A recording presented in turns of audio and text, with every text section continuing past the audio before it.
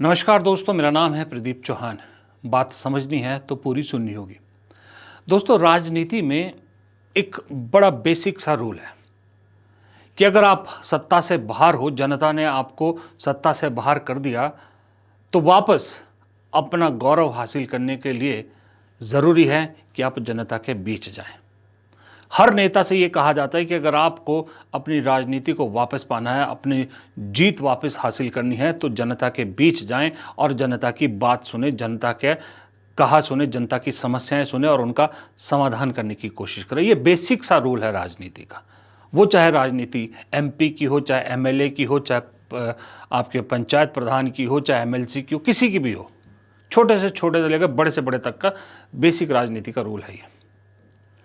अब जो पार्टी 2014 से सत्ता से बाहर है, तो उस पार्टी को क्या होना चाहिए? उस पार्टी को इस वक्त, उस पार्टी के हर नेता को जनता के बीच होना चाहिए और उनके घर में जनता का खुला दरबार होना चाहिए, सबका स्वागत होना चाहिए कि आइए, सब आइए, अपनी समस्याएं सुनिए, आइए, मिलिए, जो आपको पूछना है, जो देखना है, जो एप्लीकेशन देनी है। क्योंकि 3 राज्यों में तो अभी भी सरकार है और 2 राज्यों में जो है वो आपको वो भी है, झारखंड में आप और तमिलनाडु में आप कोalition में भी है।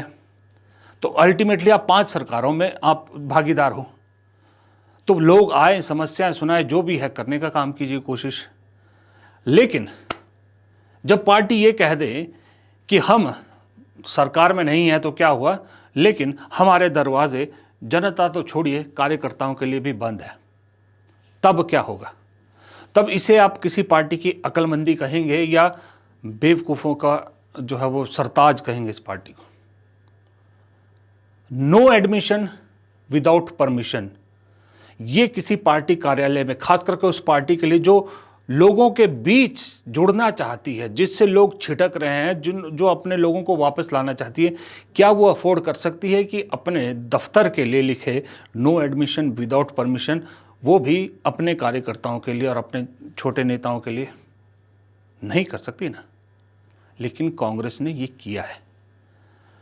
फिर आप कहोगे कि मैं केसी वेणुगोपाल के पीछे पड़ गया, लेकिन क्या करूं, अल्टीमेटली घूम की चीजें सारी उन पर आती हैं। क्योंकि जितने डिसीजन कांग्रेस में आज की डेट में हो रहे हैं, सब के सब केसी वेणुगोपाल के होते हैं। और कांग्रेस ने नया दफ्तर क्या बनाया कि ये रूल लागू हो गया, इसके पीछे भी केसी वेणुगोपाल है। उनका ये आदेश है कि ये जो दफ्तर है, इसमें सिर्फ वही अंदर आ सकते हैं जिनकी अपॉइंटमेंट हो पहले से, जिनके पास परमिशन हो, बाकी नहीं आ सकते। जबकि 24 अकबर रोड जो कांग्रेस का भी पुराना दफ्तर है, वहां मेला लगा रहता है कांग्रेस के कार्यकर्ताओं का। कोई भी कांग्रेस का कार्यकर्ता वहां जा सकता है। अगर अंदर नेता है, टाइम है तो वो मिल भी सकते हैं, नहीं तो बाहर लॉन में दूसरे छोटे नेताओं से मिलते हैं, आपस में बतियाते हैं। कल एक कांग्रेस के नेता ने मुझे कहा, आप सोचिए, उसने मुझे कहा कि चौहान साहब, ऐसा होता था कि मैं पिछले 40-45 साल से कांग्रेस से जुड़ा हूं। जब भी दिल्ली जाते थे, पर्सनल काम से जाते, कुछ जाते थे, एक कदम अपने एआईसीसी दफ्तर जरूर डालते थे कि चलो यार, आए हैं तो पार्टी दफ्तर जाके आते हैं, कुछ 2-4 लोगों से मिल लेते हैं। ये जरूर होता था। और वहां जाके 10 रुपए की चाय और 50 रुपए का खाना मिलता था, बढ़िया सब्सिडाइज, वो भी खा के आ जाते थे। लेकिन जब से नया दफ्तर बना है, नए दफ्तर में ये रूल है कि विदाउट अपॉइंटमेंट आप उस दफ्तर के अंदर नहीं जा सकते, क्योंकि वो दफ्तर कॉर्पोरेट सेक्टर के स्टाइल में चल रहा है, कॉर्पोरेट सेक्टर की तरह बनाया है। यानी जिस तरह से आप किसी प्राइवेट कंपनी के दफ्तर में बिना परमिशन के और बिना अपॉइंटमेंट के नहीं जा सकते, वैसे ही कांग्रेस के नए दफ्तर के अंदर नहीं जा सकते। आप जान के हैरान होंगे, कुछ लोग तो ऐसे भी मिले मुझे जिनको 4-4, 5-5 साल हो गए राहुल गांधी को चिट्ठी लिखे हुए कि अपॉइंटमेंट चाहते हैं, मिलना चाहते हैं। उन्हें 4-4, 5-5 साल से राहुल गांधी से मिलने की अपॉइंटमेंट नहीं मिली है। वो क्यों नहीं मिली है वो भी मैं बताता हूं आपको। वो इसलिए नहीं मिली कि ऐसी चिट्ठियां ज़्यादातर राहुल गांधी तक पहुंचती ही नहीं, मेल उन तक नहीं पहुंचती, क्योंकि ये नेता सारे काम खुद तो करते नहीं, नीचे से जो लोग हैं, जो टीम है, वो वहां तक पहुंचाती है। और ज़्यादातर को केसी वेणुगोपाल के टेबल पे मिलेंगी चिट्ठियां आपको, मेल भी आधे से ही हो जाती हैं गायब, उनको नहीं मिलती, रिप्लाई तक नहीं होता। अब जब 4 साल से अपॉइंटमेंट नहीं मिली, अब कैसे अपॉइंटमेंट मिलेगी? यानी अगर आप कांग्रेस के कार्यकर्ता हैं, आप कांग्रेस में दिल्ली जा रहे हैं किसी काम से, अपने ही पर्सनल काम से, और आप चाहते हैं कि चलिए दफ्तर में जा आते हैं, मिल लेते 2-4 लोगों से, आप नहीं जा सकते। आपको अपॉइंटमेंट चाहिए होगी। उस दफ्तर के अंदर सिर्फ और सिर्फ उस दफ्तर पे काम करने वाले कर्मचारी और कांग्रेस के पदाधिकारी ही जा सकते हैं, जिनको वहाँ दफ्तर या सिटिंग अरेंजमेंट अलॉट है, बाकी नहीं जा सकते। भाई सोच रहा हूँ कल से लेके, इतनी बड़ी गलती कांग्रेस कैसे कर सकती है जब से मुझे ही पता लगा। 24 अकबर रोड में मीडिया भी खुली होती थी, किसी भी नेता के कमरे में जाके मीडिया बात करते थे, इसलिए कांग्रेस को हमेशा मीडिया फ्रेंडली पार्टी माना जाता था। कांग्रेस के मीडिया के साथ बहुत अच्छे रिलेशन रहे, लेकिन इस दफ्तर में जयराम रमेश ने पहले दिन मीडिया को धत्ता बता दिया था, जब मीडिया को अंदर आने ही नहीं दिया। 2 ऐसी एजेंसीज को अलाउड किया जो एजेंसीज हमेशा कांग्रेस के खिलाफ खबरें चलाती। न मीडिया अंदर जा सकती है, न कार्यकर्ता अंदर जा सकता है, और ना कुछ छोटे मोटे नेता, छोटे क्या बड़े नेता भी नहीं जा सकते बिना अपॉइंटमेंट के। जिस दिन इनॉग्रेशन थी, 85 से 90 लोगों को, या पता नहीं इतने कुछ लोगों को, अगर मुझे आंकड़ा इतना ही पता, इतने के आसपास ही थे, इनवाइट गया था। बस वो इनवाइट वाले ही अंदर जा सकते थे और कोई अंदर नहीं जा सका था उस दिन। यानी कि 98% कांग्रेस के कार्यकर्ता नेताओं ने तो अभी तक दफ्तर देखा भी नहीं है। बाहर से देखा होगा, अंदर से देखा भी नहीं है। और उस दफ्तर से पार्टी चलेगी, वो पार्टी जो 2024 में सत्ता में आना चाहती है। और एक बुरी खबर आपको देता हूं, अगर आप अंदर चले भी गए, तो अगर आपको आदत थी 24 अकबर रोड में 10 रुपए की चाय और 50 रुपए का खाना खाने की, तो यहाँ पर आपको 80 रुपए की चाय और 250 रुपए का प्लेट खाने की मिलेगी, क्योंकि कॉर्पोरेट स्टाइल में चलना है दफ्तर। देश, भारत की राजनीति कॉर्पोरेट स्टाइल से चल सकती है क्या? सोच के ही थोड़ी हैरानी होती है। गांव देहात के लोग कॉर्पोरेट कल्चर से आपसे जुड़ेंगे। ये कोई अमेरिका का इलेक्शन थोड़ी है, अमेरिका की पॉलिटिक्स थोड़ी है जहां कॉर्पोरेट स्टाइल से आप करोगे। ये भारत है। आज भी गरीबी है यहाँ पर, गरीबी रेखा से कितने नीचे लोग हैं। आज भी 85 करोड़ लोगों को 5 किलो राशन पे पाल रहे हैं मोदी जी। और ऐसे देश में आप कॉर्पोरेट स्टाइल से दफ्तर चलाना चाहते हैं, पार्टी चलाना चाहते हैं। ये बड़े हैरानी की बात है। ये मैं आपको छोटा सा, वो कहते हैं ना कि टिप ऑफ द आइस बता रहा हूँ मैं। अभी बड़ी लंबी कहानी है, वो किसी और वीडियो में लंबा वीडियो बनाऊंगा कि कांग्रेस के दफ्तर में क्या क्या कैसा कैसा खेल चल रहा है, कैसे वहाँ पर कुछ नेताओं को इलेक्शन लड़ने के पैसे नहीं मिलते, कुछ नेताओं को सालों साल पद तो मिलते हैं लेकिन खर्चा खुद करना पड़ता है, और कुछ ऐसे नेता हैं आजकल के नई भर्तियाँ जो बाकायदा कॉर्पोरेट स्टाइल से पार्टी चला रही हैं, कॉर्पोरेट स्टाइल में ही पद तो मिल रहे हैं उनको, साथ में मोटी मोटी तनख्वाहें भी कांग्रेस से मिल रही है।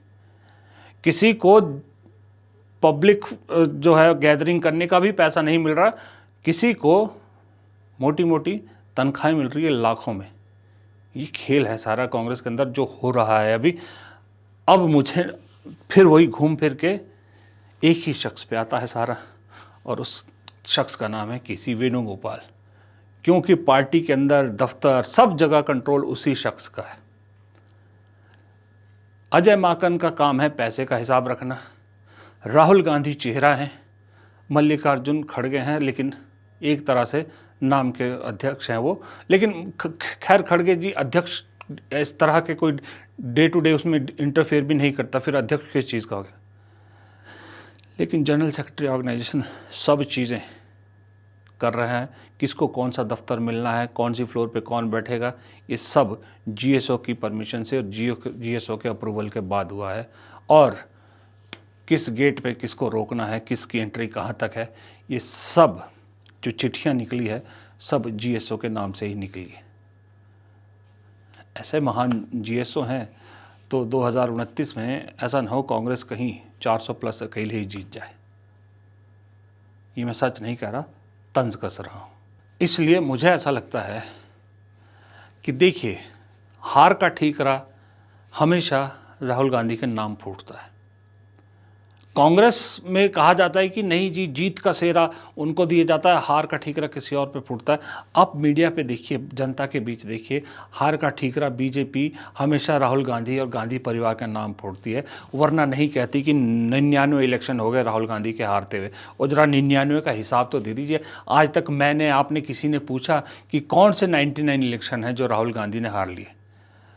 2014 से वो जो है वो 2004 के बाद आए हैं, 14 तक सरकार थी, वो सरकार में कोई मंत्री भी नहीं थे। 2017 में अध्यक्ष बने और 2019 में उन्होंने छोड़ दिया अध्यक्ष पद।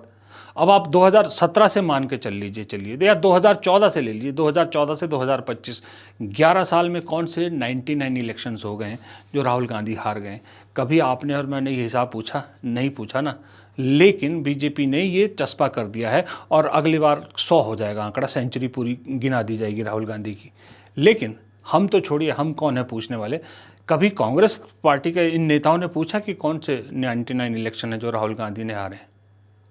और फिर कहते हैं कि हार का ठीकरा किसी और को मिलता है, जीत का सेहरा गांधी परिवार को मिलता है।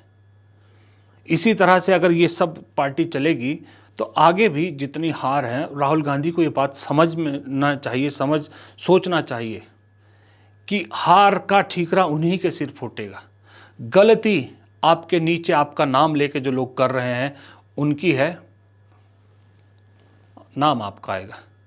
अरे इस पार्टी में तो इस वक्त खुला दरबार होना चाहिए, जैसे मैंने पहले कहा, सबका मोस्ट वेलकम होना चाहिए। कार्यकर्ताओं के लिए हर दफ्तर खुला होना चाहिए। एक आदेश होना चाहिए कांग्रेस दफ्तर में तो कि कार्यकर्ता, जब जो कार्यालय में अधिकारी या पदाधिकारी बैठा है, कार्यकर्ता किसी भी दफ्तर में जा सकता है, किसी भी पदाधिकारी से मिल सकता है, अपनी बात रख सकता है। हाँ, जो कुछ एडमिनिस्ट्रेटिव ब्लॉक्स होते हैं या जो अकाउंट्स डिपार्टमेंट है उसमें अलाउड नहीं होना चाहिए, लेकिन बाकी सब जगह नेताओं के, खास करके पदाधिकारियों के तो दफ्तरों में खुली एंट्री होनी चाहिए। मैं तो कहता हूं अध्यक्ष की भी खुली एंट्री होनी चाहिए। मैं तो कहता हूं राहुल गांधी के यहाँ भी खुली एंट्री होनी चाहिए, एक टाइम पीरियड कि भाई खड़गे जी सुबह 11 से 2 बजे तक मिलेंगे या राहुल गांधी 12 से 2 बजे तक मिलेंगे। इनके प्रियंका गांधी भी इसी ऐसे ही 2 घंटे 3 घंटे, एक टाइम होना चाहिए कि इस दफ्तर, इस 2 घंटे में कोई भी कार्यकर्ता, कोई भी नेता देश का, कांग्रेस का, आके इनसे मिल सकता है। ऐसा होना चाहिए, तब जाके तो लोग समझेंगे कि आप हमसे कनेक्ट हो रहे हैं, आप हमसे जुड़े हैं, तभी आपकी भारत जोड़ो यात्रा का असली फल मिलेगा।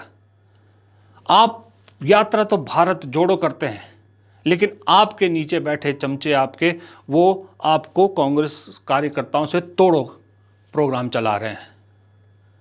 तो ऐसे अगर चलेगा तो फिर अल्टीमेटली क्या होगा?